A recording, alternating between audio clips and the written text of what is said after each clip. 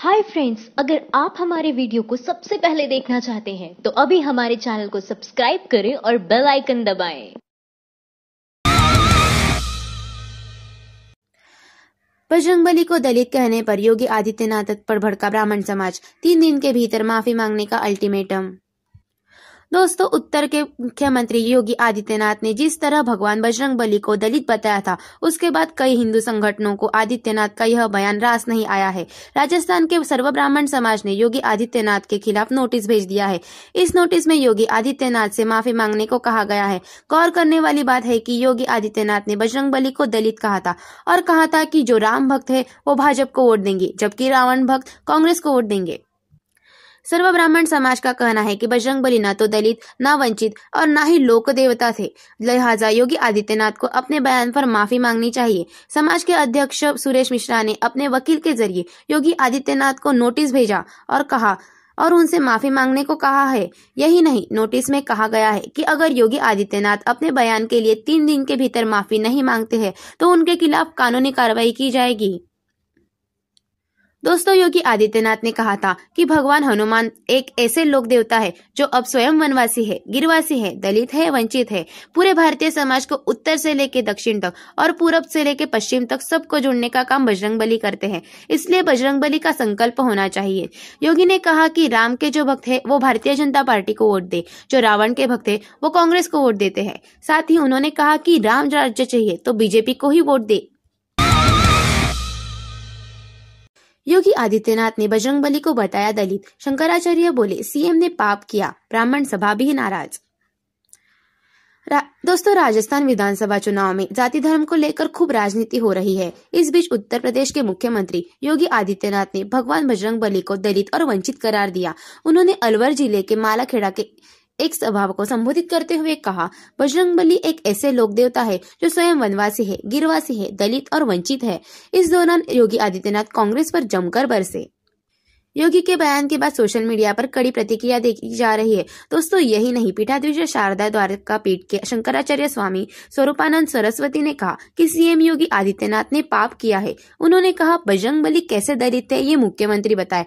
योगी ने यह कहकर पाप किया है। शंकराचार्य ने कहा, भगवान को दलित कहना स्वयं अपराध और पाप है, क्योंकि हमारे यहाँ दलित नाम का कोई शब्द नहीं था। दलित का अर्थ होता है जिसके साथ अत्याचार हुआ हो, जो अत्याचार से पीड़ित हो। वही राजस्थान के एक संगठन सर्व ब्राह्मण समाज ने तो इस पर योगी को नोटिस भेजकर माफी मांगने को कहा है। समाज का कहना है कि बजरंगबली न तो दलित है, न वंचित और न ही लोक देवता। समाज के राष्ट्रीय अध्यक्ष सुरेश मिश्रा ने अपने वकील के जरिए भेजे नोटिस में योगी आदित्यनाथ से इस मामले में माफी मांगने को कहा और 3 दिन में ऐसा न करने पर कानूनी कार्रवाई की धमकी दी है। ब्राह्मण समाज ने नोटिस में कहा कि हनुमान भगवान है, उन्हें वंचित और लोक देवता बताना न केवल उनका बल्कि लाखों हनुमान भक्तों का अपमान है। दोस्तों, कांग्रेस के पूर्व राज्यसभा सदस्य प्रमोद तिवारी ने भी योगी के इस बयान पर आपत्ति जताते हुए कहा, बीजेपी अभी तक इंसान को बांटने का काम कर रही थी, लेकिन अब यह भगवान को भी जाति में बांट रही है।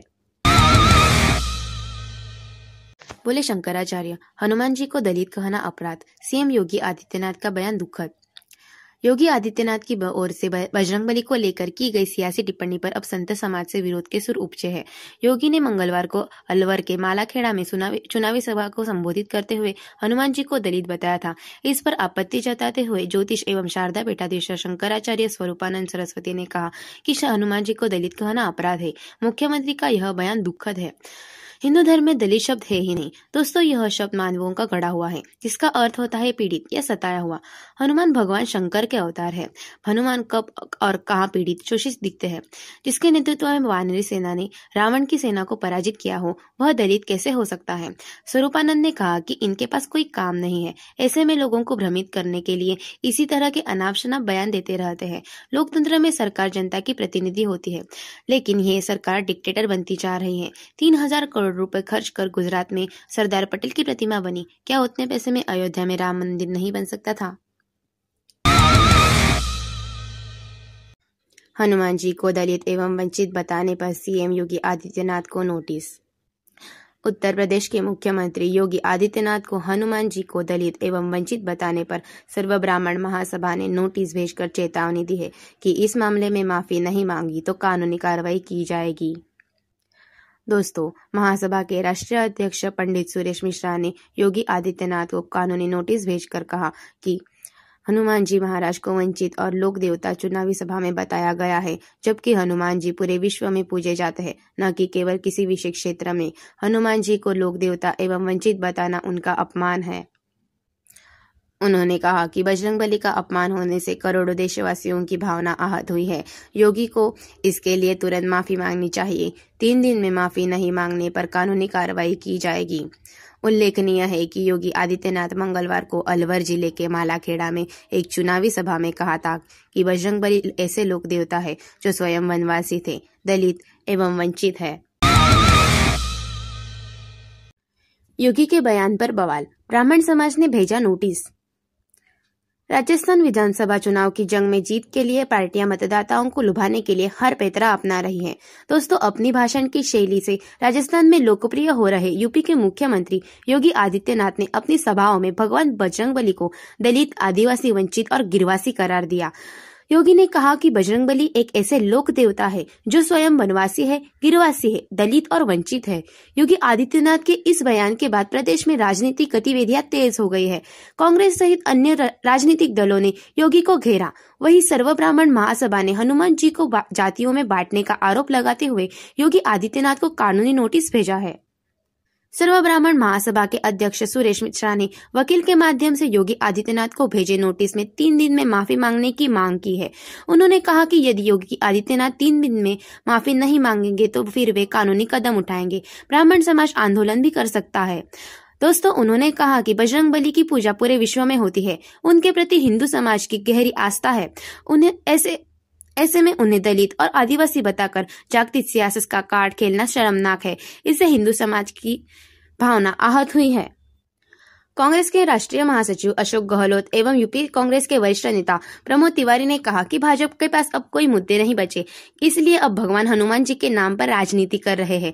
गहलोत ने कहा कि भाजपा बौखला गई है। केवल चुनाव के समय राम मंदिर याद आता है और अब हनुमान जी याद आए।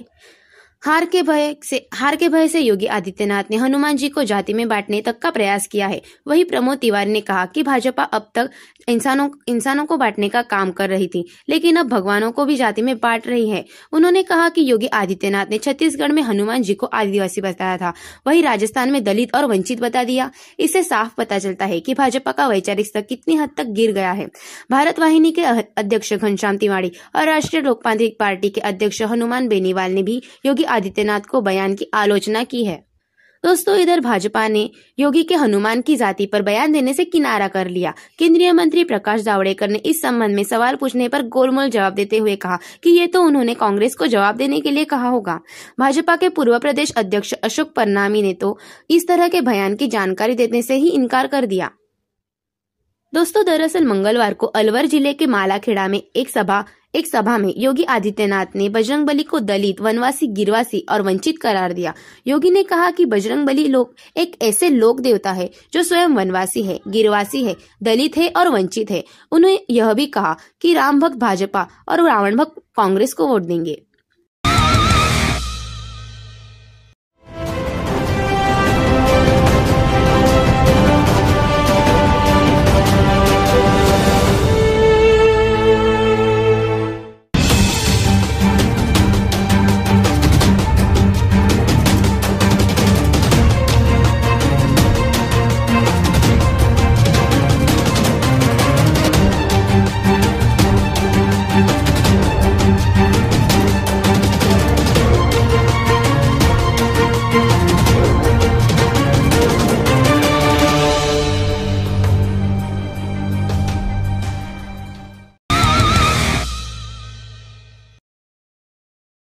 माइंड द न्यूज रूम की रिपोर्ट।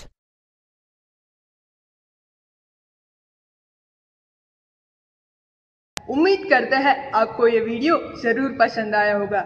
हमारे इस वीडियो को लाइक और शेयर जरूर करें और अगर आप अपना कुछ फीडबैक या सजेशन देना चाहते हैं तो नीचे कमेंट सेक्शन में कमेंट लिखकर दे सकते हैं।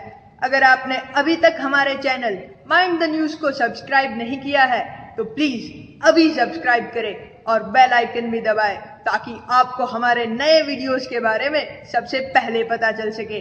तो देश दुनिया की सनसनीखेज और मजेदार खबरों के लिए देखते रहे माइंड द न्यूज। नमस्कार।